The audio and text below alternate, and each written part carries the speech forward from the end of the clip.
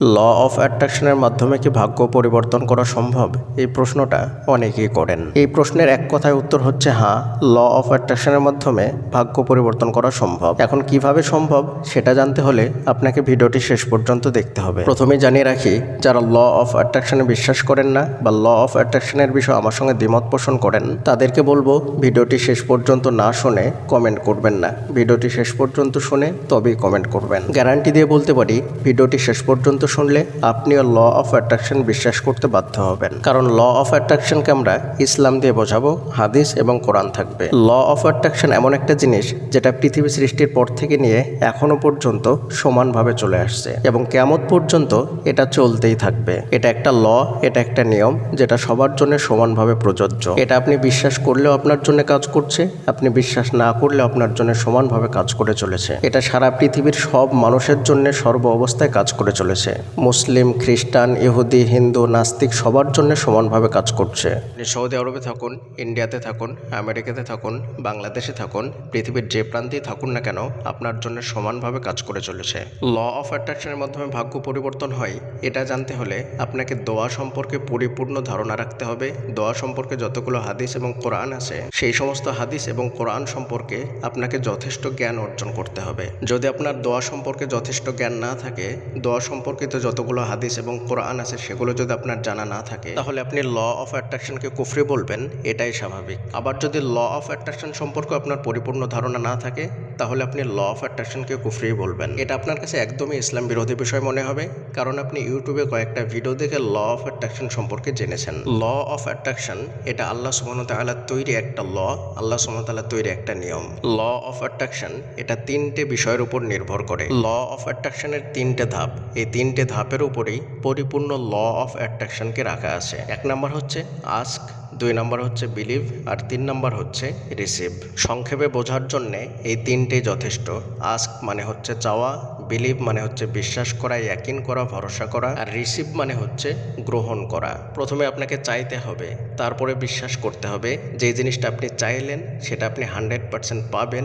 এই বিশ্বাস, এই ইয়াকিন, এই ভরসা করতে হবে। এরপরে আপনাকে আরও ভরসা করতে হবে যে জিনিসটা চাইলেন সেটা আপনি পাবেন বা রিসিভ করবেন। এই ভরসা, এই ইয়াকিন, এই বিলিভ আপনার মধ্যে নিয়ে আসতে হবে। তার মানে খুব সহজেই এই তিনটে জিনিসের কেন্দ্রবিন্দুতে যে জিনিসটা আপনাকে রাখতে হবে সেটা হচ্ছে বিলিভ, ভরসা বা ইয়াকিন। কারণ শুরুতে চাওয়া আর শেষে রিসিভ করা, মাঝে যে জার্নিটা থাকে সেটা হচ্ছে বিলিভ, ইয়াকিন বা ভরসা। আপনাকে দুটো জিনিসের উপরে বিলিভ রাখতে হবে। এক নাম্বার হচ্ছে আপনি যেটা চাইলেন, একটু আগে আস্ক করলেন, একটু আগে চাইলেন, সেটা পাবেন, এই বিলিভটা আপনাকে করতে হবে।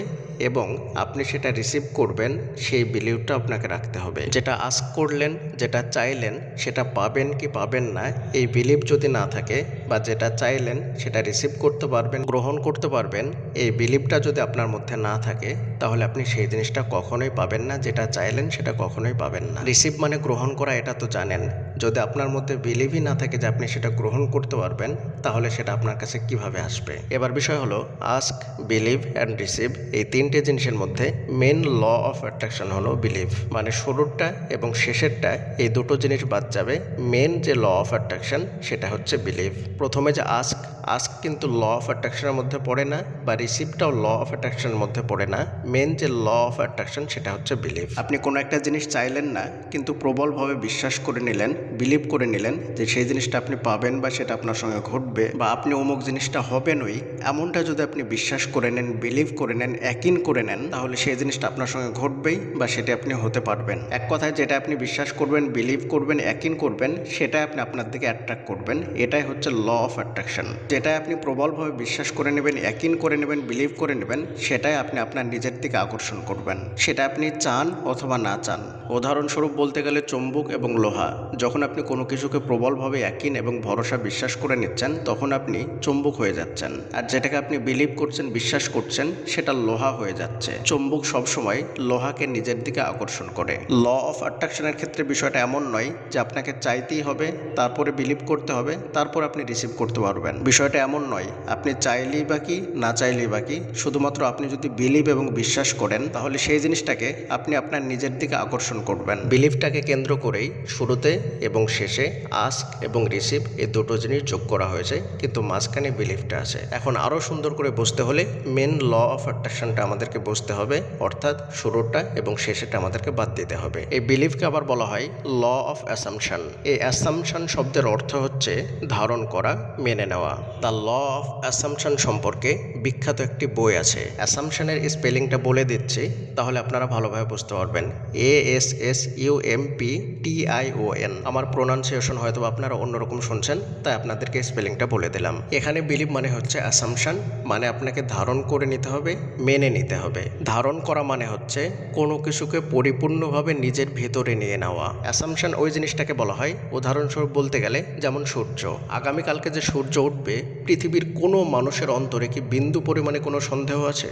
কোনো মানুষের অন্তরে কি একটুকু সন্দেহ আছে? কারো অন্তরে বিন্দু পরিমাণেও সন্দেহ নেই, আপনার অন্তরেও সন্দেহ নেই, আমার অন্তরেও সন্দেহ নেই যে আগামীকালকে সূর্য উঠবে। মানে আগামীকালকে যে সূর্য উঠবে এ বিষয়ে আমরা সকলেই অ্যাসাম্পশন করে নিয়েছি, মেনে নিয়েছি। এ বিষয়ে আমাদের কারো অন্তরে কোনোভাবে বিন্দু পরিমাণেও সন্দেহ নেই। মানে এমন রিল্যাক্সে আমরা মেনে নিয়েছি যে আগামীকালকে সূর্য উঠবে, এ বিষয়ে আমাদের কোনো সন্দেহ নেই, এটা আমরা মেনে নিয়েছি, গ্রহণ করে নিয়েছি। আপনি যদি কোনো কিছুকে এইভাবে মেনে নিতে পারেন, গ্রহণ করে নিতে পারেন, অ্যাসাম্পশন করে নিতে পারেন, বিলিভ করে নিতে পারেন, তাহলে সেই জিনিসটা আপনি 100% পাবেনই পাবেন, এতে কোনো সন্দেহ নেই। আগামীকালকে যে সূর্য উঠবে এটা যেমনভাবে মেনে নিয়েছেন, আপনার যেটা প্রয়োজন, আপনি যেটা চাইলেন, আপনি যেটা আস্ক করলেন, সেটাও আপনি পাবেন। এই সূর্য ওঠাটাকে যেভাবে আপনি বিশ্বাস করেন, তেমনভাবে যদি আপনার প্রয়োজনটাকে বিশ্বাস করেন, তাহলে সেটাও আপনি পাবেন, এতে কোনো সন্দেহ নেই। কিন্তু আমাদের সমস্যা হলো, আমরা চাইলাম, আস্ক করলাম, ধারণাও করলাম, কিন্তু আমরা সেটা অ্যাসাম্পশন করে নিতে পারি না, সেটা আমরা মেনে নিতে পারি না। আরও একটা সুন্দর উদাহরণ দিলে স্পষ্টভাবে বুঝতে পারবেন।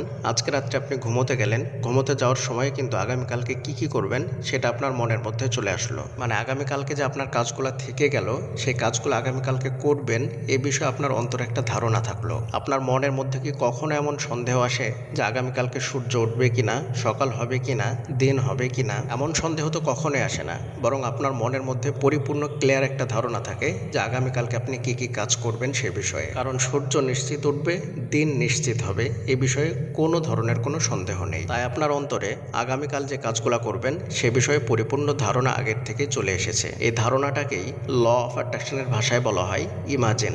আপনারা হয়তো শুনে থাকবেন, আমাদের ভিডিওতে আমরা বলেছি ইমাজিন টেকনিক। এটা কি বলা হয় ইমাজিন, যেটা আগের থেকে ধারণা চলে আসে। ধারণা কেন এসেছে?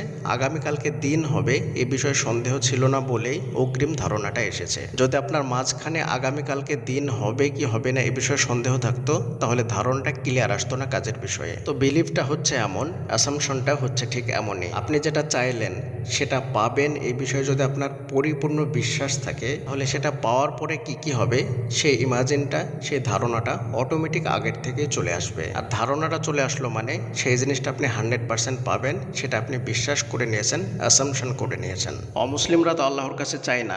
ল অফ অ্যাট্রাকশনের নিয়ম অনুযায়ী আস্ক করা বা চাওয়া, যেটা শুরুতেই বলা হচ্ছে, এ আস্ক বা চাওয়া তারাও তো আল্লাহর কাছে চায় না, তারা ইউনিভার্সের কাছে চায়। তারপরেও তারা কেন পায়, এই প্রশ্নটাকে আমাদের মনের মধ্যে একবারও আসে না? সব কিছু তো আল্লাহ তাআলাই দেন, তারাও তো আল্লাহর কাছে চাইলো না, তাহলে তারা কেন পেল বা কেন পাচ্ছে? আর আমরা তো রাত দিন 24 ঘন্টা আল্লাহর কাছেই চাইছি, তারপরেও কেন আমরা পাচ্ছি না? এই প্রশ্নটাকে আমাদের মনের মধ্যে একবারও আসে না? তারা মূলত চাওয়ার কারণে পায় না, তারা পায় বিলিভের কারণে, ইয়াকিন, ভরসা এবং বিশ্বাসের কারণে তারা পায়। ইউনিভার্স তো দেওয়ার ক্ষমতা রাখে না, ইউনিভার্স তো হচ্ছে সৃষ্টি, আর আল্লাহ তাআলা তো হচ্ছে স্রষ্টা। তারা সৃষ্টির কাছে চাওয়ার পরেও তাদের যেটা প্রয়োজন তারা সেটা পেয়ে যায়, তার একমাত্র কারণ হচ্ছে বিলিভ, ইয়াকিন, ভরসা এবং বিশ্বাস। আপনি আল্লাহর কাছে চাওয়ার পরেও যদি বিলিভ করতে না পারেন, বিশ্বাস করতে না পারেন, তাহলে আপনি সেটা পাবেন না। আর একজন অমুসলিম কাফের মুশরিক, সে আল্লাহর কাছে না চেয়েও যদি বিলিভ করে এবং বিশ্বাস করে, সে যেটা চাচ্ছে বা চেয়েছে সে সেটা অবশ্যই পাবে, এমন বিলিভ যদি তার অন্তরে থাকে, তাহলে সে সেটা পেয়ে যাবে। কারণ বিলিভটাই হচ্ছে ল অফ অ্যাট্রাকশন, আর ল অফ অ্যাট্রাকশন সবার জন্য সমানভাবে কাজ করে। এটা হিন্দু, মুসলিম, খ্রিস্টান, ইহুদি, মুশরিক, কাফের এটা দেখে না। কারণ ল অফ অ্যাট্রাকশন একটা নিয়ম, এটা একটা ল, এটা একটা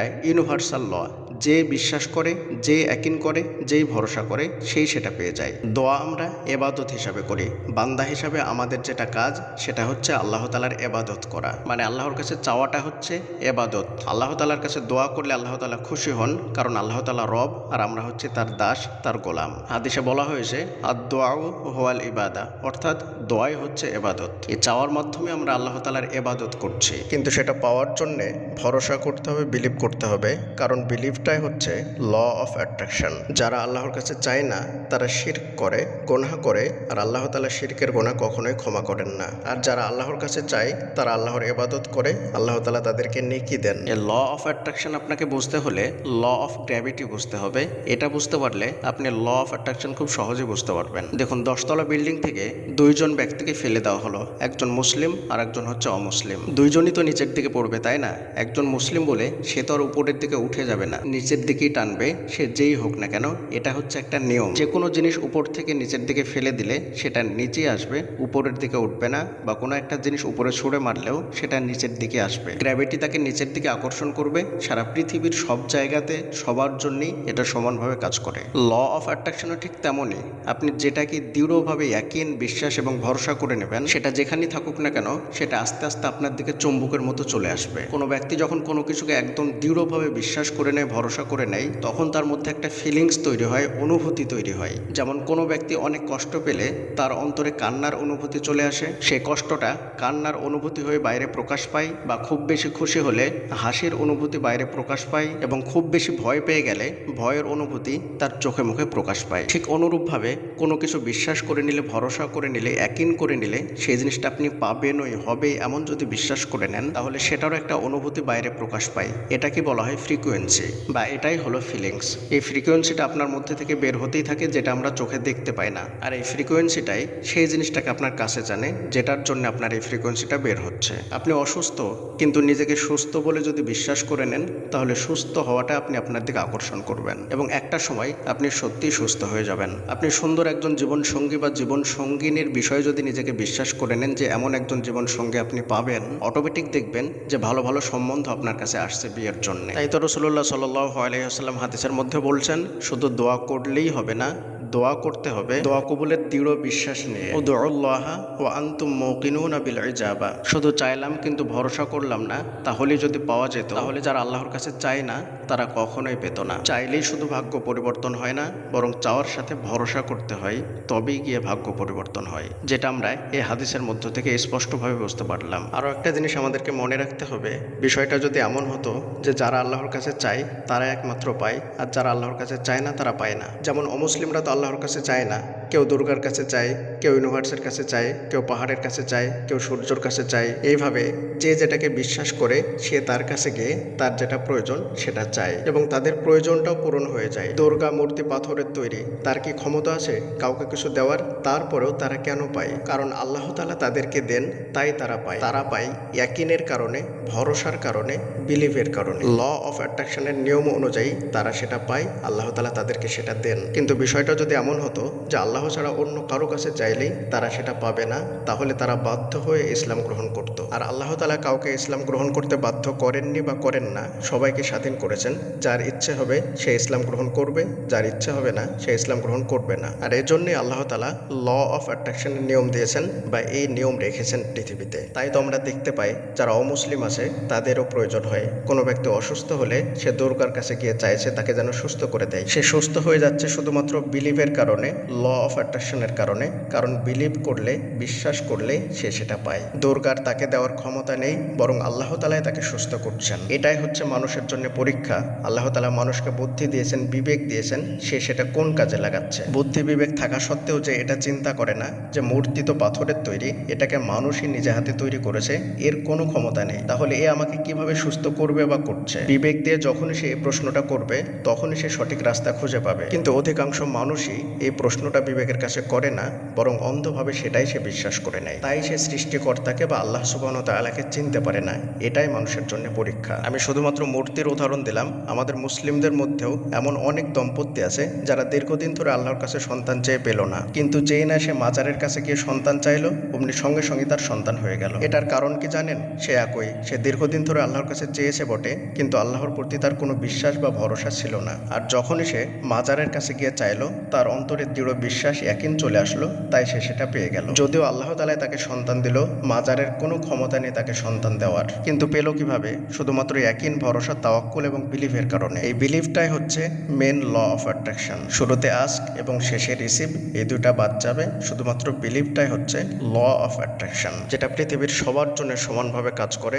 হিন্দু, মুসলিম, ইহুদি, খ্রিস্টান, নাস্তিক সবার জন্যই সমানভাবে কাজ করে। মিশকাত শরীফের 2241 নম্বর হাদিসটা দেখে আসি, তাহলে স্পষ্টভাবে ধারণা চলে আসবে। এই হাদিসের মধ্যে রাসূলুল্লাহ সাল্লাল্লাহু আলাইহি ওয়াসাল্লাম বলছেন, উদউল্লাহা ওয়া আনতুম মুকিনুনা বিল ইজাবা ওয়া আলামু আন্নাল্লাহা লা ইস্তাজিবু দুআআম মিন কলবি গাফিলিন লাহিন। এই হাদিসের অর্থ হলো, তোমরা দোয়া কবুল হওয়ার দৃঢ়তা ও নিশ্চয়তা মনের মধ্যে রেখে আল্লাহর কাছে দোয়া করো, আর জেনে রেখো আল্লাহ তাআলা আস্থাহীন, অবহেলাকারী মনের দোয়া কবুল করেন না। এই হাদিসের মধ্যে আমরা ল অফ অ্যাট্রাকশনের 3টে ধাপই পেয়ে গেলাম। ল অফ অ্যাট্রাকশনের শুরুতে যে বলা হয়েছে আস্ক, বিলিভ অ্যান্ড রিসিভ। 1 নম্বর হচ্ছে আল্লাহর কাছে চাওয়া বা আস্ক করা, যেটা ল অফ অ্যাট্রাকশনের ভাষায় বলা হচ্ছে আস্ক। 2 নম্বরে যেটা হাদিসের মধ্যে বলা হয়েছে দোয়া কবুলের নিশ্চয়তা এবং ভরসা, যেটাকে ল অফ অ্যাট্রাকশনের ভাষায় বলা হচ্ছে বিলিভ বা অ্যাসাম্পশন, মেনে নেওয়া। তারপরে হাদিসের শেষের অংশে বলা হয়েছে আস্থাহীন মনের দোয়া আল্লাহ তাআলা কবুল করেন না, যেটাকে ল অফ অ্যাট্রাকশনের ভাষায় বলা হচ্ছে রিসিভ। একটু আগে যেটার বিষয়ে আমি আপনাদেরকে বোঝালাম বিস্তারিতভাবে, মানে আপনি রিসিভ করতে পারবেন কি পারবেন না, যেটা চাইলেন সেটা আপনি গ্রহণ করতে পারবেন কি পারবেন না, এই বিষয়ে যদি আপনার কোনো আস্থা না থাকে, এই বিষয়ে আপনার অন্তরে যদি অবহেলা থাকে, আস্থা না থাকে, আস্থাহীনতায় যদি আপনি ভোগেন, তাহলে সেই জিনিসটা আপনি কখনোই পাবেন না। এই বিষয়ে বুখারী শরীফে আরও একটি বিখ্যাত হাদিস আছে। হাদিসের নাম্বার হলো 6901।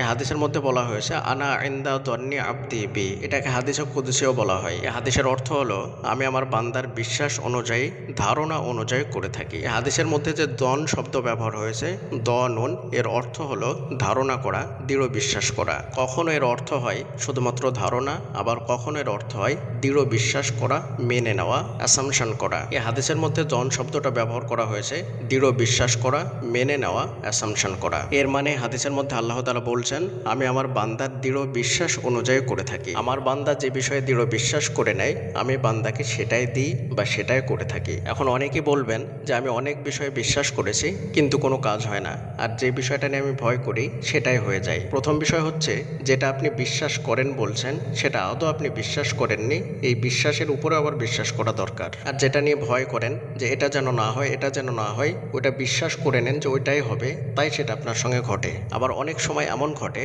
আপনি যেটা বিশ্বাস করছেন তার উল্টোটা ঘটে। এটা কেন হয় জানেন? কারণ আপনি বিশ্বাস তো ঠিকই করছেন, কিন্তু বিশ্বাসের ওপারে আপনার অন্তরে একটা দৃঢ় ভয় আছে। আপনি চাইছেন পরীক্ষায় যেন ভালো রেজাল্ট হয়, এটা আপনি বিশ্বাস করছেন, কিন্তু তার ভেতরে একটা সুপ্ত ভয় আছে। সে ভয়টা হলো এমন, যদি পরীক্ষায় খারাপ রেজাল্ট হয়ে যায় তাহলে কি হবে? এই সুপ্ত ভয়টাই আপনার সাবকনশাস মাইন্ডের মধ্যে একদম গেঁথে গিয়েছে, ভরসা করে নিয়েছেন, মেনে নিয়েছেন। আর আপনি যেটা ভরসা করছেন তার তুলনায় অধিক গুণ ফ্রিকোয়েন্সি ওটাতে ছাড়ছে, মানে ভয়টাই ফিলিংসটা বেশি, আর আপনি যেটা আশা করছেন সেটাই ফিলিংস কম। ফিলিংস মানে হচ্ছে আপনি যেটা ভয় করছেন সেটা মনে হলেই শরীরের মধ্যে একটা নাড়া দিয়ে উঠছে, লোমগুলো খাড়া হয়ে যাচ্ছে। কিন্তু যে পজিটিভ বিশ্বাসটা, যে পজিটিভ ধারণাটা আপনি রেখেছেন, ভালো ধারণা যেন পরীক্ষায় ভালো রেজাল্ট হয়, এই পজিটিভ ধারণা আপনার অন্তরে আপনি শতবার নিয়ে আসলেও আপনার শরীরে কোনো প্রতিক্রিয়া আসছে না। যেমনটা ভয় লাগলে লোম খাড়া হয়ে যাচ্ছে, শরীরের মধ্যে একটা ঝাঁকুনি দিয়ে উঠছে, তেমনটা হচ্ছে না এই পজিটিভ ধারণার ক্ষেত্রে। এটা কি ল অফ অ্যাট্রাকশনের ভাষায় বলা হয় ফ্রিকোয়েন্সি বা ফিলিংস।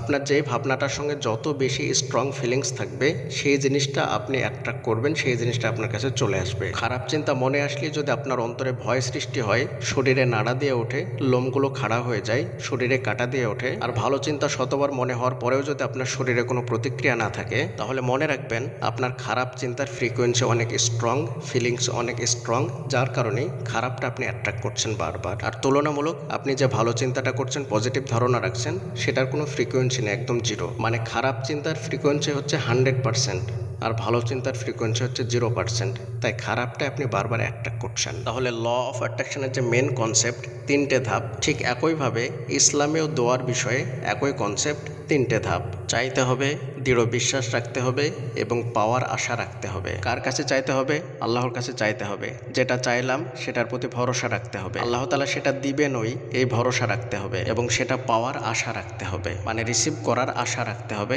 যে সেটা আমি পাবো বা সেটা আপনি পাবেন। এখানে ছোট্ট একটা বিষয়, যারা আমার সঙ্গে বা ল অফ অ্যাট্রাকশনের সঙ্গে দ্বিমত পোষণ করেন তাদের যে প্রশ্ন সেটা হচ্ছে যে ল অফ অ্যাট্রাকশনের ক্ষেত্রে বলা হয় ইউনিভার্সের কাছে চাওয়ার বিষয়ে, এটা তো শিরক। হ্যাঁ, এটা শিরক।